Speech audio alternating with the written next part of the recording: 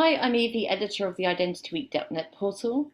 Today I'm talking to Robert Tappan, who's Association Executive of the IBIA, which is the International Biometrics and Identity Association, who have appeared at our Identity Week America event. We're going to be discussing recent claims by the US senators who called for a ban on the use of biometrics by the TSA across major airports in the US. And there's this suggestion that, biometric technologies, they're invasive and they contribute to the idea of surveillance. Hi, Rob, really great to speak to you today. Great to be with you. My first question is obviously, what is the difference between these two terms, surveillance and identity verification or biometrics? And they're being conflated, and why do you think that is? Well, first of all, thank you for having me. I would let me back up just a second. For those of your viewers who aren't aware, TSA is the Transportation Security Agency. It was set up immediately after the 9/11 attacks in 2001, and they have been doing a very, very good job over the last 20 plus years to ensure security at airports and along with the Customs and Border Protection, ensure safe crossings between the borders of the United States and Canada and Mexico, et cetera, and also for international visitors coming to the United States. So all in all, very a large apparatus. There is a lot of security needs. Biometrics has played a very big role in terms of identity verification and keeping our borders and our airline flights and even our ship crossings safe and secure.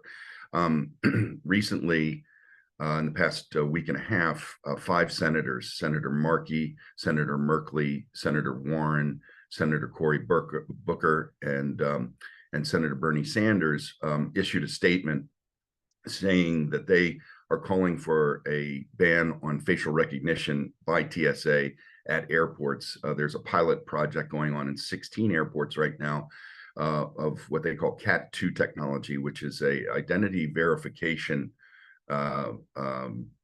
machine that also uses a camera in order to match a live face with the documents that are being presented for identification to board flights. In their release, and this is where we have a large issue with the senators, is they use the term surveillance, and they're conflating surveillance with the term facial match or facial recognition, and those are two different things. Surveillance is the active monitoring of people and things in an effort to control an environment. Facial match is actually two things. One is identity verifying the document or photo that's being presented to make sure that that's real, and also making sure that it matches with the face of the person who is actually presenting the document. So these are two different things, and quite frankly, in our humble opinion, we think that the use of the term surveillance in this usage is a little bit of demagoguery, a little bit of political grandstanding, because that term surveillance is fraught with a lot of different accusations, and so we're trying to discern and be very, very specific about what those two terms mean, and show that this should be an issue that should not be of any concern to travelers, because the biometric face matching is actually working very, very well. And this biometric technology, is there any way it could be considered a surveillance tool? It's obviously used in lots of industry use cases, travel just being one of them. Do you think it compromises privacy, for example? Well, I think in the specific case of the TSA using this at airports, the answer is absolutely not. The images that are taken at the point of presenting credentials are almost immediately erased from the system. It's just about matching a face with a document and ensuring that those two things are true and verified.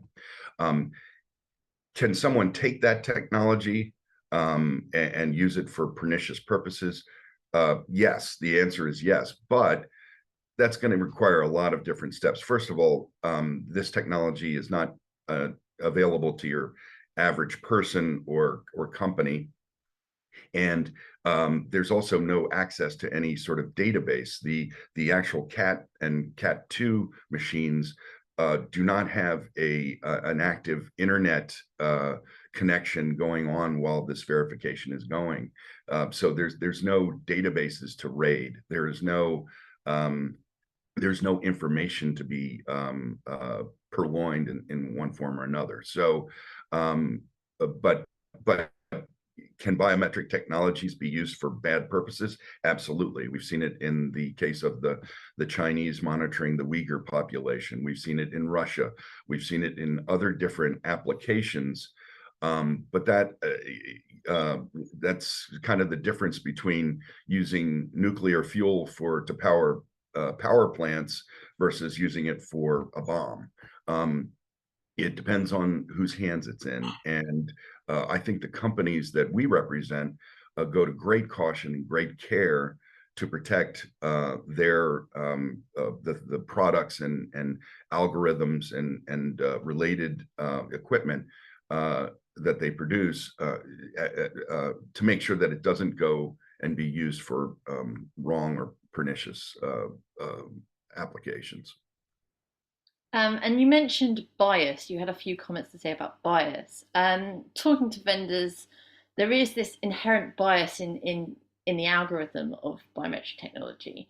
Do I would you disagree agree with with that? you. I would say that let me make a comparison. I think in early instances of algorithms that were being developed for biometric use, and that's pre-2019, we're talking, since algorithms and facial recognition technology has been developed, earlier versions were not as sophisticated as they are now. And they've been developing and getting more and more accurate as time has gone by, and at technological breakneck speed. So the differences between algorithms, say in the mid 2010s versus what's happening now in 2023 is quite marked and quite different, and much more accurate, by the way. And not every company that develops algorithms has a top score in the National Institute for Science and Technology races, but the good companies, the companies that have been leading the development in that, like NEC, IDEMIA, FaceTech, there's a number of different companies who have developed these algorithms who've scored very high on NIST tests, and where the difference in discerning between persons of color and Caucasian and other races, there's no statistical difference in terms of recognition. Yeah, I think that's definitely true. Obviously, they're trying to obtain these NIST accreditations. Um, Yes. so yeah, that's a really interesting insight. What are the differences between surveillance and verification? Um, just clarify that again. Well, again, what we say in our press release is that surveillance is the active monitoring of people and things in an effort to control or secure an environment, whether it's let's say it's a facility, and you want to know who is on your property and inside your business and that sort of thing. And face matching is really two things: identity verification and document authentication, in terms of making sure that if you present a driver's license or a passport or some other form of identification, a digital ID in your iPhone wallet, to make sure that those things match up and that they're true. How do these claims then affect trust? Because they've obviously been, these terms have been conflated, and actually, biometrics, as we've discussed, it has a large degree of accuracy, and actually, its implementation in many sectors is right. Yeah, well, I think that's one of the reasons why we felt compelled to put out our statement, and other organizations did so as well, like the Security Industry Association. When these terms get used in a political setting and they're sort of politically charged, or have surveillance is that gets the hair on people's necks up a little bit, and that makes them nervous, and rightly so. Nobody wants to be surveilled, right? Nobody wants to be monitored, and nobody wants to have their location known at any one time by somebody who wasn't, other than a family member, let's say. But so using that term surveillance in the setting of identity verification and face matching are apples and oranges. And so to use that politically charged language, really that sows the seeds of doubt and mistrust. And we are trying, as an industry, as a trade association, as representing companies who are doing legitimate business with the private sector and governments all around the world. We're about identity verification. You are who you say you are, and that matters in so many different venues, not just at the airport, not just at the border crossing, but in your banking, in your healthcare, in all of these different applications where biometrics are now being applied. Voice recognition is being used very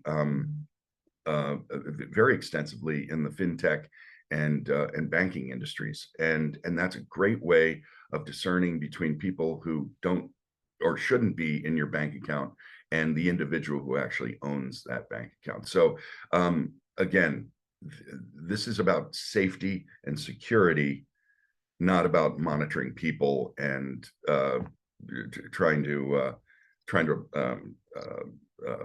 monitor all of their goings on.